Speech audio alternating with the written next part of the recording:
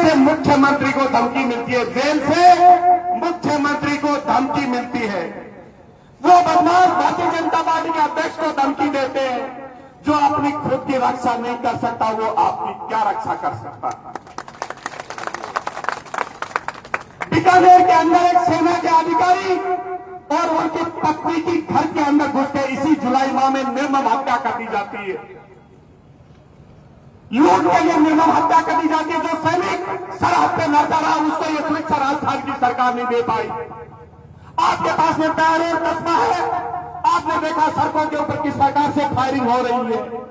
आपने देखा जयपुर के अंदर किस प्रकार से चक्कू से घोट के सड़क पर निर्मम हत्या कर दी जाती है। आपने देखा कि सवाई माधोपुर के अंदर एक बेटी के साथ में दुष्कर्म हो जाता है। जब वो न्याय मांगने के लिए पुलिस के सामने जाते हैं तब जो भय दुष्कर्मी लोग थे उन्हें हिदायत दी जाती है कि इनके साथ समझौता कर लीजिए। वो घर पे जाके उसकी बहन का जो भाई है उसका हाथ काट देते हैं। नागौर के अंदर एक बेटी जब दुष्कर्म पीड़िता न्याय की गुहार करती है तो न्याय नहीं मिलता, टाइम मिलता है, तब वो अपने बाप के साथ में फंडे से लटक के फांसी के झूले पे झूल जाती है। ये कुछ घटनाएं हैं लेकिन पूरे प्रदेश के हालात ये है। आज अगर पुलिस के मुख्यालय में जाएंगे, थाने पे जाएंगे तो बेबस और लाचार नजर आएंगे। इसलिए आपको खड़ा होना होगा और उस गरीब की, निर्धन की, वंचित की आवाज करना होगा और मनीष यादव की तरह आपको वो मुद्दे सहन करने होंगे और वो मुद्दे जनता की आवाज से सहन करने होंगे। ये मैं आपसे गुजारिश करने आया हूं। मैं ये कहना चाहता हूं, आप समाज मीटर लगा रहे हैं। ये समाज मीटर तो हमारा मीटर तो कई सालों से चल रहा है मुख्यमंत्री जी। ये मीटर तो आपकी झूठ से पेड़ तोड़ रहा है। कंपटीशन है कि समाज मीटर ज्यादा दिन निकालेगा या भारतीय जनता पार्टी का मुख्यमंत्री ज्यादा झूठ बोलेगा। उन दोनों के बीच में प्रतिस्पर्धा चल रही है और यह प्रतिस्पर्धा के खेल में मेरा गरीब किसान, मजदूर, गरीब वंचित उसकी जेब में डाका डाला जा रहा है। उसके घर में एक पंखा चलता है, 2 बल्ब होते हैं, 5,000 रुपए का बिजली का बिल आता है, तब वो अपने बच्चों की शिक्षा में कटौती करता है, उनके खाने में कटौती करता है। ये हमारे भाइयों की जेब में जो डाका डाला जा रहा है वो डाका हम डालने नहीं देंगे। जब ये समाज मीटर लगाने के लिए आए तो आपको मनीष यादव बन के उस गांव में कांग्रेस के लोगों को खड़ा होना होगा और कहना होगा कि हमारे यहाँ मीटर नहीं चलेगा, ये लूट नहीं चलेगी और लूट नहीं होने देंगे। ये आपको बोलना पड़ेगा। अगर आप नहीं बोलोगे तो लोकतंत्र खतरे में पड़ जाएगा। और ये तानाशाही, एक दिन जब मैं गांव में रहता था, हमारे बुजुर्ग थे, गांव के एक छोर पे जब आग लगती थी सब पानी की बाल्टी लेके दौड़ते थे। कहते थे कच्ची बस्ती है, उधर तो कच्चे मकान है, उधर आग लगी है, अपने क्या है, वो जो आग लगी है एक दिन आपका घर भी जलाएगी। इसलिए ये जो लूट लगी है वो स्मार्ट मीटर आपके घर में भी आएगा। इसलिए आपको एकजुट होकर एक साथ खड़े होकर उसका विरोध करना होगा और लूट का संघर्ष करके और हमें लूट से इस प्रदेश को बचाना होगा। क्या आप ये कर पाएंगे? क्या आप ये कर पाएंगे? क्या आपके अंदर स्मार्ट मीटर लगाने आएंगे तो मनीष यादव बनकर उनको रोक पाएंगे? यही मैं आपसे कहना चाहता हूं। और आपका अगर ये प्रतिज्ञा सही है और ये प्रण सही है तो राजस्थान के अंदर ये शाहपुरा की विधान जो मीटिंग है इसको भी याद किया जाएगा। स्वास्थ्य के काम चल रहे, आरजीएस की योजना मिली थी। आरजीएस सरकारी कर्मचारियों को मिली थी। सरकारी कर्मचारी अपने परिवार का स्वास्थ्य का लाभ कहीं पे मिल ले। मुख्यमंत्री चिरंजीवी बीमा योजना मिली।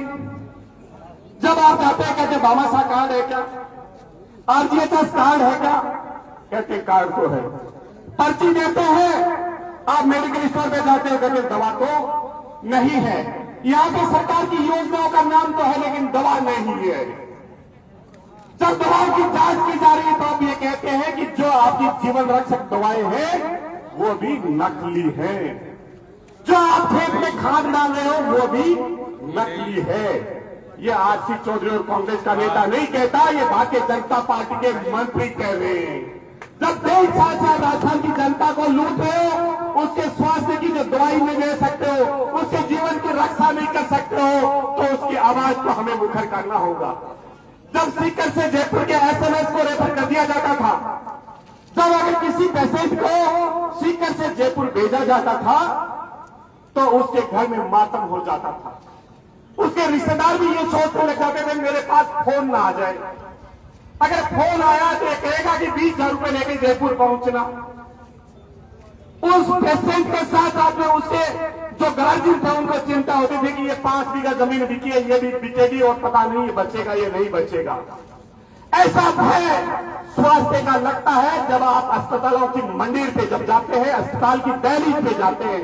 उससे अगर बचाने का काम किया था तो हमारी कांग्रेस की सरकार ने किया था। आज पूरे आदमियों को डर लगता है, कतारें लंबी है, हाथ में पर्ची है लेकिन दवा नहीं है, इसलिए हमें बोलना होगा और मुखर करना होगा। आप जानते हैं संविधान की चर्चाएं होती है, संविधान खतरे में क्यों है, आज वो हमारा मुद्दा नहीं। लेकिन भारतीय जनता पार्टी के कुछ नेता जिन्हें जनता ने नकार दिया, राजेंद्र राठौर जी, अरुण चतुर्वेदी जी, 2-4 नेताओं को एक कार्यालय में बैठा रखा है। उन्होंने कहा कि राजस्थान की जनता अब छलावे में नहीं आएगी, काठ की हांडी एक बार चढ़ती है बार बार नहीं चढ़ सकती। मोदी की गारंटी के नाम पे हमने एक बार ठग लिया, अब ये दोबारा राजस्थान की जनता ठगी नहीं जाएगी। तो क्या किया जाए, वार्डों को तोड़ो, गांव को तोड़ो, पंचायतों को तोड़ो और इस हिसाब से बनाओ ताकि कुछ लोग हमारे जीत के आस के। फर्ज यह बनता है कि जिसकी सुविधा हो, जहां पे आसानी से जा सकते हो, जहां पे प्रशासन के प्रति पहुंच हो सकती हो। लेकिन भारतीय जनता पार्टी आने वाले चुनावी नतीजों को पहले ध्यान में रखते हुए जो परिक्षेपण का काम कर रही है उसको संभालने का काम तो हमारे नेता करेंगे। लेकिन मैं पूछना चाह रहा हूं, भरतपुर में भारतीय जनता पार्टी का विधायक बन गया, 1.5 साल पहले जिला प्रमुख था, आज तक वो चुनाव नहीं करा पाए। गंगानगर के अंदर हमारा जिला प्रमुख था कुलदीप इंदौरा, वो सांसद बन गए लेकिन दोबारा चुनाव नहीं करा पाए। जहां पे कांग्रेस का सभापति है, प्रधान है, उसको बर्खास्त कर देंगे लेकिन चुनाव नहीं करा पाएंगे। आज 25 से सरकार गांव की चलने लग गई है।